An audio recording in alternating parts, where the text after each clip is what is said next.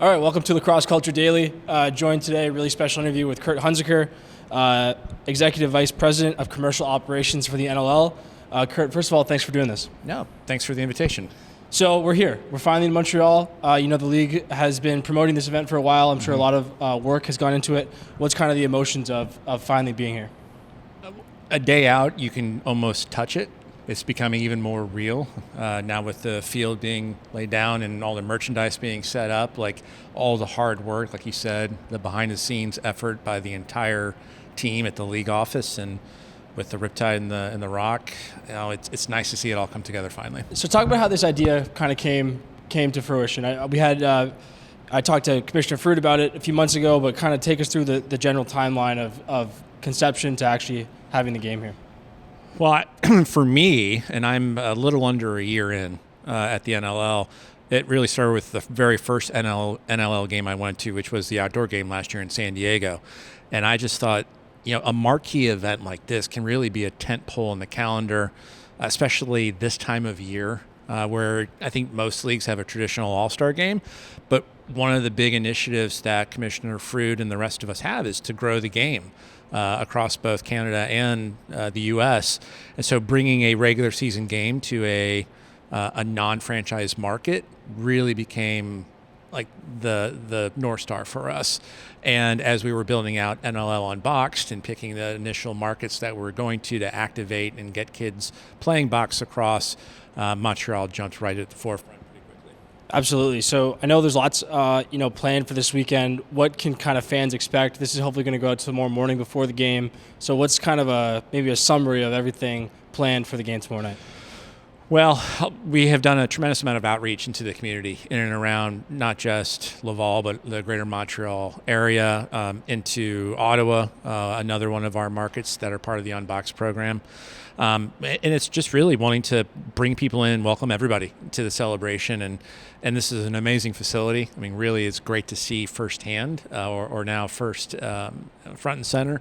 And, we'll have a lot of events leading up to the game tomorrow, pregame events around the facility. But then, obviously, the action is going to be what happens on the floor between the Riptide and the Rock. Yeah, absolutely. And that kind of leads us in to the next question here.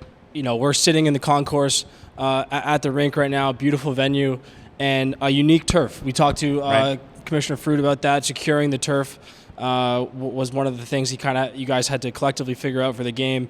Talk about the turf and also maybe the branding that we'll expect to see on the turf. No, the turf is amazing, and we partnered with a great company that's based here in Montreal called Nextfield. And Frederick and his team, Frederick's the CEO, Vachon, an amazing product. They're very well known of always pushing the envelope on innovation and technology, and maybe a lot of people don't think that you can do that with artificial turf, but you'll see it tomorrow. I mean, it's going to look amazing.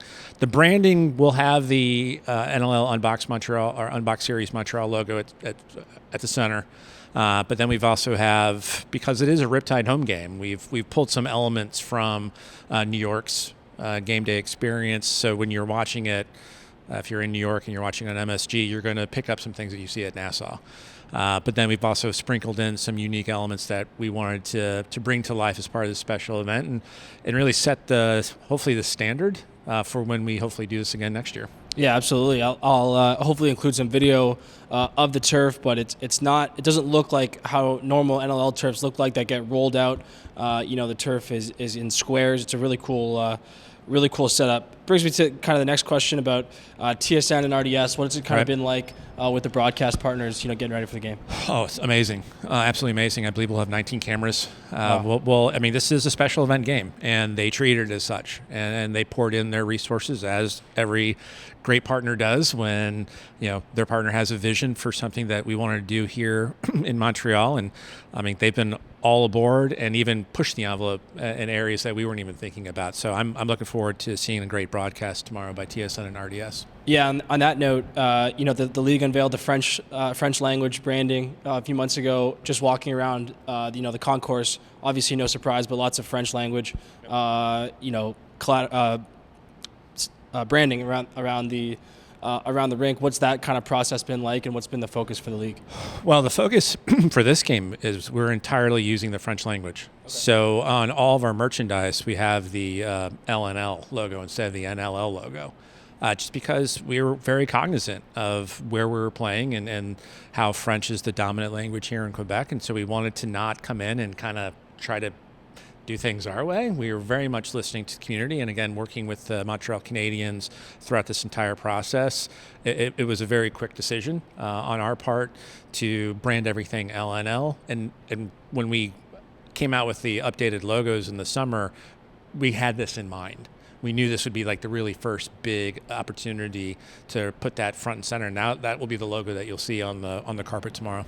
That's great. You mentioned the merchandise. When we talked about setting this up, you kind of mentioned that you're going to be here early today, setting up the merchandise. What has been the focus for you guys on a merchandise level from a league level? Obviously, I'm sure the teams have some input, but what's kind of been the goal on the merchandise side? So with this being the league's first ever special event that they've run, it's a whole new everything really with our licensing business. We've been in the process in the past year of completely overhauling our official merchandise, bringing in new licensees. What's going to debut tomorrow will be the new hologram hang tags. So if you are a fan of literally every other professional sports league, you get that, and that really tells the consumer that this is an officially licensed product, and that's been missing from the NLL over the years. And so this is the big debut for that. We were actually aiming for the 24-25 season, but thought this was an excellent opportunity to unveil that and really make that big leap forward from a licensing business standpoint of this is where we're going, because we do aspire to be the next major league. That's great. And, obviously there's, I'm sure, been lots of challenges, seen and unforeseen, leading up to this game. What's something that, on the league level, you guys kind of got figured out? What's something you're maybe most proud of, heading into the game? Well, I think first and foremost, having a partner like the Montreal Canadiens has been the backbone of this entire idea. I don't think we could have done this really without them. They've been not just guides, but obviously experts on the community and with some of the ideas that we want to do. They helped steer us in the right direction. And so when you have a partnership like that, and again, the very definition of partnership, it really makes everything click. And I think that gave us the confidence that not only is this going to be a great event, but really the start of something really significant for the league moving forward. Yeah, absolutely. Was there a challenge maybe that fans might not expect, that maybe you weren't expecting, that kind of came up that proved to be trickier than you thought? Well, I think anytime you're not working completely in English language is probably the biggest one. My French is passable for maybe a third grade level, but that's about it. But that's also led to the charm of it all. And really, as we think about how we want to grow the game worldwide, I mean, obviously with the Olympic announcement in October, there's a huge tailwind behind us. And so the fact that maybe we had to be outside of our comfort zone in communicating with various stakeholders really made it even more real, if that makes sense. Absolutely. And so what was an initial somewhat of a panic, what is he or she saying, turned into now, many months later, I can completely understand the conversation going on. So absolutely. Was there maybe an idea or something that was maybe left on the cutting room floor this time that I'm sure you kind of threw out a lot of possibilities? Was there something that maybe couldn't just quite get done this time that maybe look forward to next time? Oh, a ton. Okay. I think the editing room floor is going to be a book later in life. We try to do a lot and in a very short period of time. I mean, we didn't announce this game until mid-November of last year, so it really wasn't a huge runway of time. We would have loved to have done a lot more with local schools and just kind of we knew some things were not going to happen because of timing. But again, that's why we created UnBOXed. This is really going to be the jumping off point from the Montreal area in regards to UnBOXed and the dedicated activations we're going to have here year round. So I think knowing that, all the hopes and dreams that we had maybe leading up to it, we will absolutely do in executing it long after the Riptide and Rock leave tomorrow. Absolutely. And a quick question about ticket sales. I know that might not necessarily be exactly, your, maybe area, but not necessarily about numbers, but just curious about kind of the division of labor there between the league and the teams. And I guess that's maybe a bigger question for the whole event. How has it kind of been dividing the labor between Toronto, New York, and the league? Well, really, it's the league with the Canadiens. Okay. Really at the forefront. I mean, obviously, Toronto and New York have been extraordinarily helpful every step of the way, but we really wanted to attract a local crowd, and given the fact that the Montreal Canadiens are the Montreal Canadiens, here in this market, there's no better partner and or megaphone to help get the word out, and they did a tremendous job.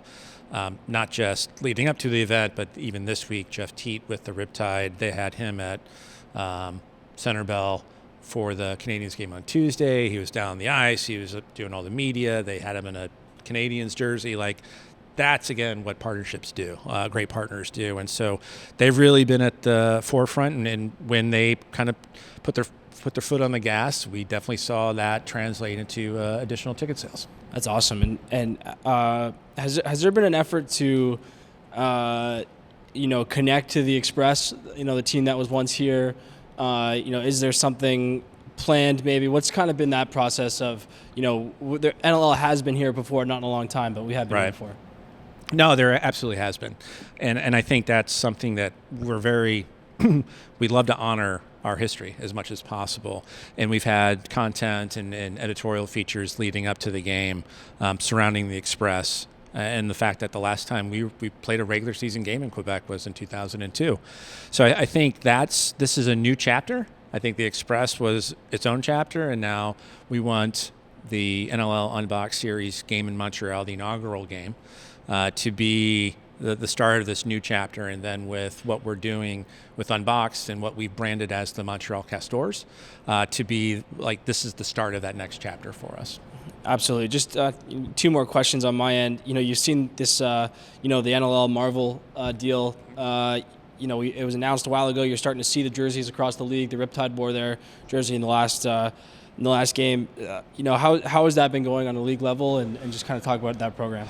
Well, that's something I'm very excited about. I've worked with Marvel in previous stops throughout my career. Again, I mentioned the term partner. They are probably one of the best. And the fact that now we've had two games, so New York and Vancouver played last week. Vancouver's crowd was 30% bigger than the average crowd they've had for the previous 4 games this season. That's exactly what Marvel does. They bring in the power of their brand is they bring in potentially new consumers into a sports venue. And obviously with us bringing it to NLL games. And they have a long storied history of doing this in sports with the NFL, with the NBA, Major League Baseball. And so as, again, we aspire to be the next major league. And candidly, we need and want to make a lot of noise in the sports industry, and specifically in the sports business industry, where my focus is. Having a brand like Marvel, probably the most well-known brand in the world, champion your league and provide our teams with not just cool jerseys to wear, but a lot of content, a lot of IP, and clearly the guys really enjoyed wearing them. I heard the Riptide players kind of bought out the auction because they like the jerseys, the Spider-Man jerseys so much. And for us, it's just an excellent creative outlet to do things we've never done before. And I think one thing that fans may not know is it's really an Indigenous celebration platform. The comic book that Marvel's illustrators and writers created tells the legend of lacrosse, and that's why the whole program is called Marvel's Legends of Lacrosse. And it's just a really unique way to tell fans about lacrosse's history.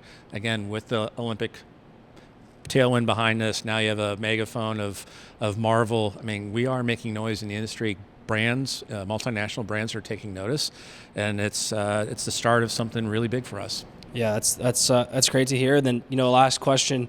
This is the first kind of tentpole game by the league. I'm sure a lot of folks are wondering, maybe the next one's not planned yet, but how does kind of starting one help kind of lead to a next one? Well, the next one is absolutely in development. Okay. From where we can go, potential sites we can go, conversations we've had.